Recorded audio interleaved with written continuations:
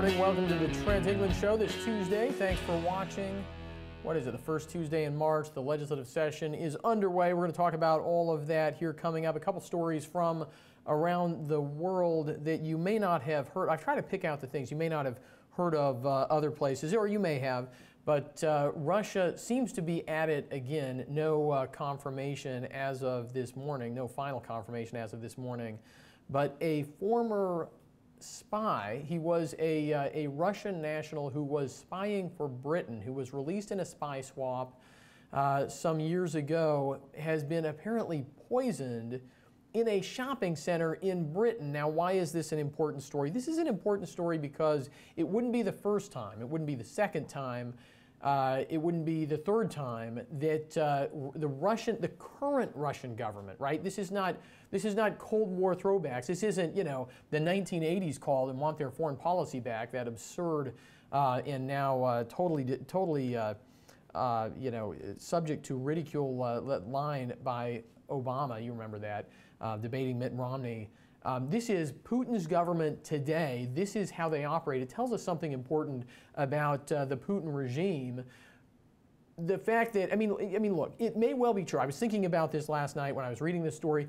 It may well be true. Some people will say, well, you know, Britain probably does this, the United States probably does this, Likud probably does this, right? Other governments do this. That's not exactly true, and here's why. Even if you assume that, even if you assume that, you know, all of the major countries of the world, all of their spy services are doing James Bond-like things all the time, you know, and maybe, you know, maybe we knock off some former person who was spying against us in the Cold War. I kind of doubt that. I tend to think we probably do things that are more, you know, hopefully forward-looking than that. I mean, this guy was a spy during the 1990s. I mean, this is pre-Putin, right? This is basically, if it turns out to be what Russia has done in the past, I mean, this is them going back and settling old grudges, and in this case, poisoning not just this guy, but the woman who he was with, who had no part in any of this. She's not old enough to have played a part in any of this. Look, what does it show us about the Putin regime and what's different about the Putin regime, right? They don't care. No, I'll go one further. They want people to think of them this way, right? This is the difference between the mafia and maybe some other, you know, some other enterprise that might play dirty, right, but doesn't want anybody to know, that actually feels shame. The Putin regime feels no shame, right? And that's important when you think about foreign policy. It's important when you think about U.S. foreign policy vis-a-vis Russia, right? They want to be viewed as thuggish, right? They want people to see them as thugs. That is, and they see themselves that way, right? Putin wants his own people to see him that way, right? That tells you some interesting information about the Putin regime, right? People talk a lot about North Korea. Are they crazy? Are they rational? Because if they're crazy or if they're rational, you think about foreign policy in different ways, right? If they want the world to see them as thugs, lawless thugs, right? That also gives you some important information about foreign policy. Okay, in another story from Britain, this is important because this is where we are headed in the United States. We are just, you know, we're just behind a little bit. Thankfully, in this case, a former Conservative Party minister in Britain is calling for, listen up if you're a baby boomer out there, calling for a major tax increase on baby boomers in the United Kingdom. Why? Because the economy is not growing right now in the UK nearly as fast as it grew during much of the baby boomers' you know, prime working life. Right? They're now retiring. They're now the primary beneficiaries of the United Kingdom's massive welfare state. And he says, look, you just look at the numbers. You look at the numbers, and if we don't make baby boomers pay more for their own retirement, we're putting that whole burden on their kids, on the next generation. It's not fair. It's not fair when you look at past tax rates versus current tax rates. It's not fair when you look at economic growth rates changing over time. This is where every welfare state is headed in eras of declining birth rates, right? It's unsustainable. And I'm just always shocked that you have so many people out there who actually claim that this stuff just doesn't matter. right? And I don't, I mean, if we know our history, we know it matters. Countries oftentimes don't fall because they have some outside adversary who beats them in, pulverizes them into dust. They oftentimes fall, at least at powerful nations, because they spend themselves into oblivion and because they can't sustain their populations. You put those two things together and you have something very dangerous. That is, I mean, again, a former conservative politician in Britain sounding the alarm there, and they're just a little bit ahead of us in that regard. Okay, history lost and found. Before we get to the Oklahoma legislature, a little bit of history lost and found. A sad story yesterday from Mount Vernon, a tree that George Washington actually planted. You can see the tweet here announcing what happened to this tree. George Washington actually planted this tree, and they've had a lot of severe weather on the East Coast, and the tree has fallen down. A little more on that at the end of the show. I'll give you a little more, one more thought about that at the end of the show. So that is history lost. What about history found? I thought this was really cool, not just because Paul Allen is the owner of the Seattle Seahawks. Paul Allen has invested some portion of his Microsoft fortune, not just in the best football team in the country, but also in hunting for shipwrecks from World War II. And he actually had it was part of a team that found another famous wreck last year. I forget the name. It'll come back to me. But he found the Lexington, the aircraft carrier, the Lexington. Got some photos from Paul Allen's Twitter stream. This is really cool. You look at some of the airplanes there, and very well preserved, about 2 miles down in the ocean. So this is not easy to get to. And they won't be bringing any of it up because it is the grave of a number of American sailors who died when the Lexington was, not when it sunk, but when it was initially attacked. It was attacked and crippled and then scuttled and sunk. So there we go. History lost and history found. Okay, one more story, and then we get to the legislature. I've got some good news from the legislature, but I've got a deal I want to make with Hollywood first. Have you seen? I told you yesterday, and I kept my word that we weren't going to talk at all about the Oscars. But I'm going to say one thing about the Oscars today, because it's 2 days after, so we can we can step back and look on some of the more serious issues talked about at the Oscars. And people are talking about inclusion riders, because this legal phrase was thrown around in one of the Oscar acceptance speeches. And I looked into this because I hadn't, like most people apparently, had never heard of an inclusion rider. What is this? So this is a legal provision in a contract that creates that creates quotas for various groups of people in the making of a movie. And I suppose you could apply it in other ways too, but this is about film production, right? And so an actor would say, well, I'll only sign on with this film if you put a provision in the contract that guarantees that we're going to have certain quotas for people who with certain amounts of melanin in their skin, or for people with different different chromosomes, I guess. I don't know, can you talk about it that way? It probably have to be about gender identity, not genetics, because of this whole war on science thing. But I've got a deal for Hollywood. Here's my deal for Hollywood. I think this is a great idea, with one caveat that I'll come to in a minute. But look, I think this is a great idea. I think what they need are, if they really want to appeal to America, if they really want to appeal to people in places like Oklahoma, they ought to have inclusion riders that guarantee that a certain percentage of the people involved in making these films are conservatives, right? Are Christians.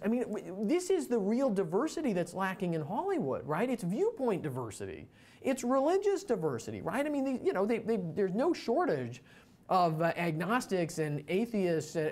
But what they need more people who, think like people outside of Hollywood. They could really do themselves a favor. So I'm all in favor of inclusion riders. I just think they need to put the focus on the area where they really lack diversity. Let's get some inclusion riders in Hollywood for conservatives. How about that? Are you with me there? And one thing I was thinking about the way that they talk about this. My kids wanted to watch the movie. One of my children is in the Civil War in his history class, and he wanted to watch the movie Gettysburg. And so we obviously got to break that up because it's a super long movie. But we watched part of it over the weekend, and we finished it last night.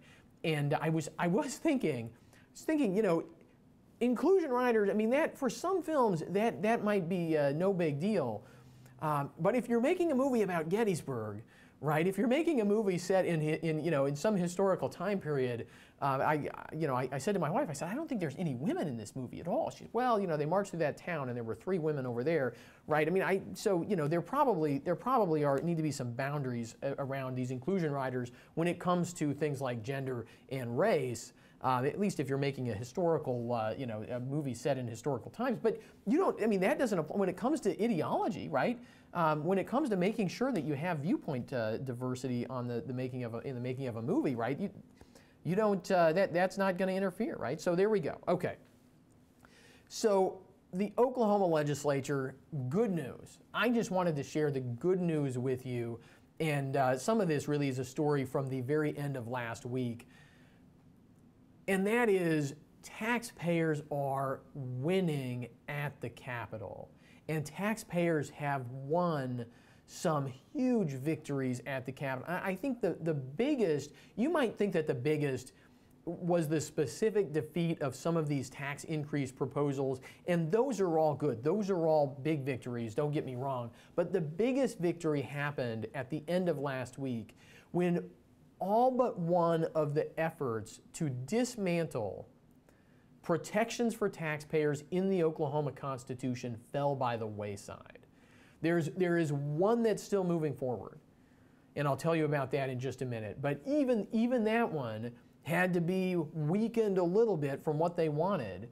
So what does the Oklahoma Constitution say? Look, if you're a new viewer, I'll say this. If you've been with us for a while, you know this. The Oklahoma Constitution has a 3 simple majority requirement for raising taxes. If you're a brand new viewer, you're saying, wait a second, that's not true. It's a super majority requirement for raising taxes. No. That is absolutely incorrect. I know that the Oklahoman doesn't understand. I know that the Tulsa World doesn't understand. I know that pretty much every other journalistic outfit out there has no understanding. I mean, it's like they've never cracked the Oklahoma Constitution and actually done their own homework. They just take the politician's word for it. That's very sad. We don't do that here. Here's what the Oklahoma Constitution actually says about tax increases.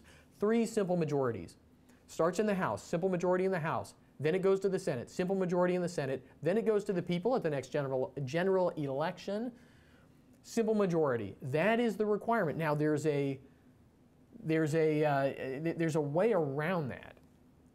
There is there's a shortcut or an exception.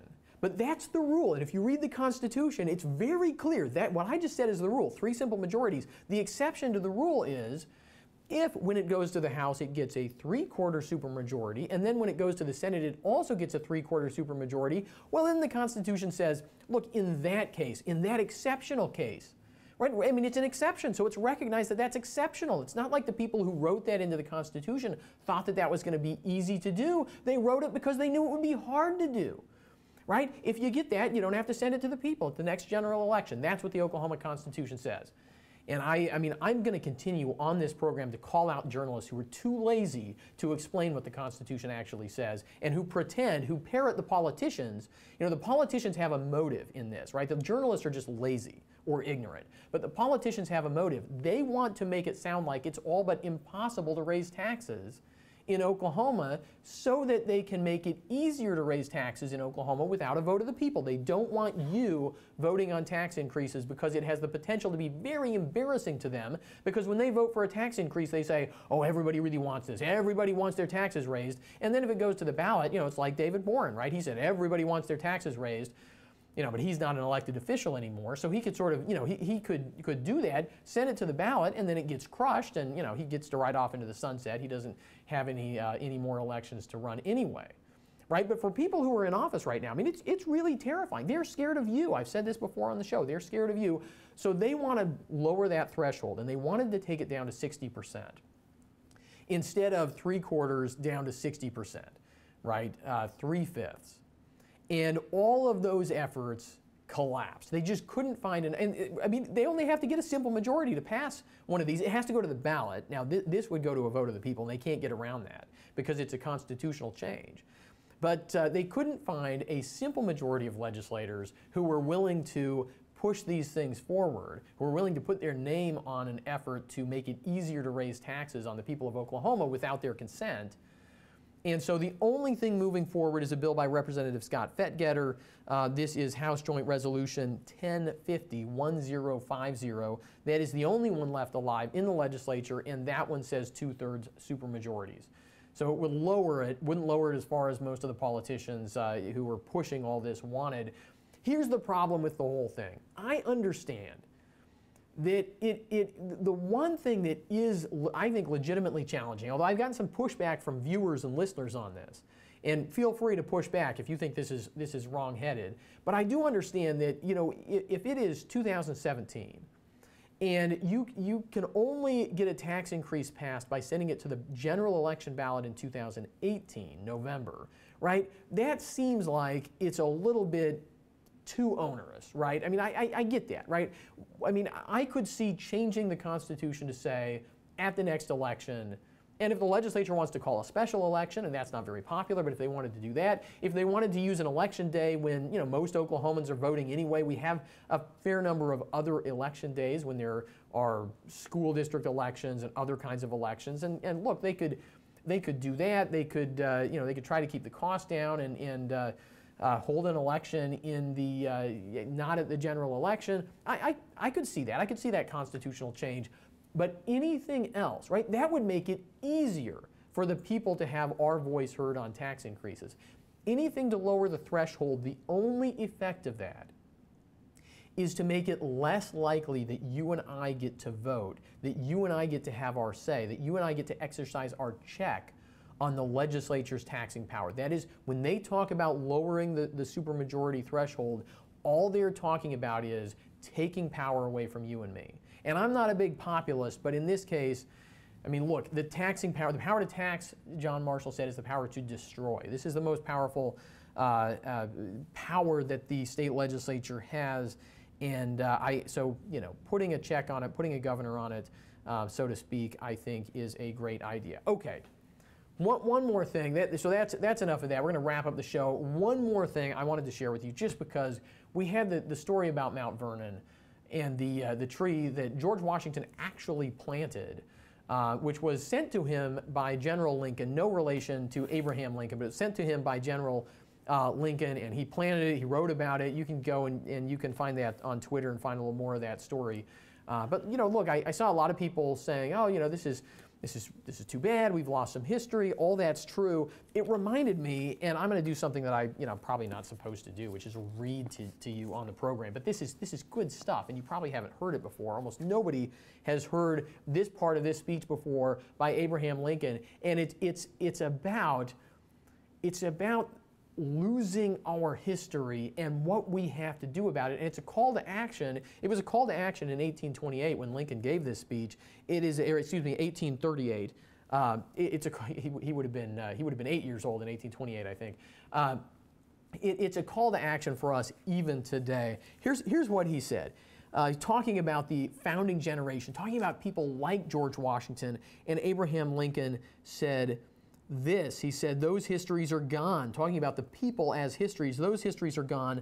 They can be read no more forever. They were a fortress of strength, but what invading foemen could never do, the silent artillery of time has done. They were a forest of giant oaks, but the all-resistless hurricane has swept over them and left only here and there a lonely trunk, despoiled of its verdure, shorn of its foliage, unshading and unshaded, to murmur in a few more gentle breezes and to combat with its mutilated limbs a few more ruder storms, then to sink and be no more. One of the fascinating things about Lincoln is he grew up at a period in time where there were Revolutionary War veterans, and even some of the founding fathers, the framers of the Constitution, they were alive when Lincoln was born, but they were dying off. It was like, for my generation, the World War II generation, right? It was, you were seeing the tail end of these people. You were hearing the last stories that they would tell in first person. And Lincoln, in this speech that he gave when he was 28 years old, he talks about the threat to the United States, this existential threat of forgetting our history, of losing this passion that we had. It was so easy, you know, when you can sit down with somebody who has made great sacrifices to create the world in which you live, it's very easy to want to perpetuate that, to be bought into that, to want to pass that on, to love the thing that has been given to you at such a high cost. But when you can't hear that story, the more remote it becomes, the harder it is to feel that passion, the harder it is to get people even interested in it. And that's what Lincoln was talking about. He talks earlier in that speech about just how important education is. And I want to leave you with this because we talked about education on Friday, on Monday for our last two programs. And some people say, oh, you hate education. You're against education, Trent. And they could not be more incorrect. They are dead flat, totally backward. When they look at conservatives talking about education, talking about opening more doors through school choice, talking about higher standards, and they think that somehow that's a scheme against education. But education only has value in a free society. It certainly only creates a public good if it creates a good public.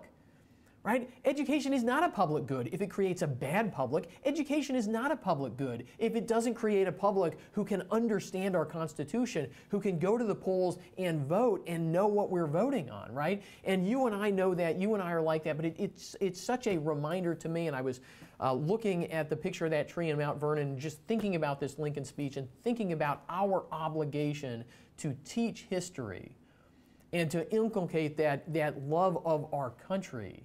And what is unique and even exceptional about the United States of America, to pass that on to the next generation, lest we lose it all. I'm Trent England. Thank you so much for watching. Subscribe on iTunes, subscribe on YouTube to the OCPA Think channel on YouTube. That's where we are over there. Thank you for watching. Please share the show, and we'll be back tomorrow. Actually, I've got a great show with some special guests coming up tomorrow. You won't want to miss it.